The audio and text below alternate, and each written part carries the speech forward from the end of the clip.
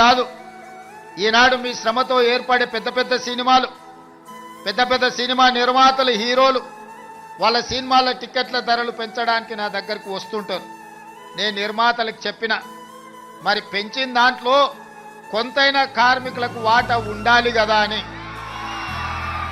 రాష్ట్ర ప్రభుత్వం సినిమా టికెట్ల ధరలు పెంచితే హీరోలకు ఆదాయం వస్తుంది, నిర్మాతలకు ఆదాయం వస్తుంది, కార్మికులకు మాత్రం ఒక్క రూపాయి కూడా అదనంగా రావడం లేదు. అందుకే ఈ వేదిక మీద నుంచి మీకు మాట ఇస్తున్నా, ఆ ఆదాయంలో 20% కార్మికులకు ఇస్తేనే రాష్ట్ర ప్రభుత్వం జీవో ఇస్తుంది. మీ శ్రమతో సంపాదించే ప్రతి రూపాయిలో మీకు వాటా ఉండాలి, మీకు భాగస్వామ్యం ఉండాలి.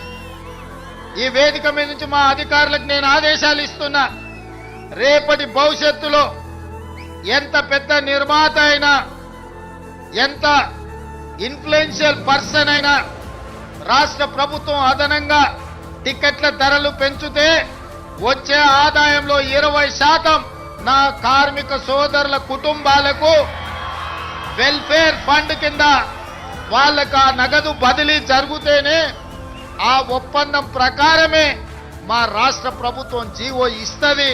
ఈ నిబంధనలు నేను సవరిస్తానని చెప్పి ఈ సందర్భంగా కార్మిక సోదరులకు నేను మాట ఇస్తున్నా.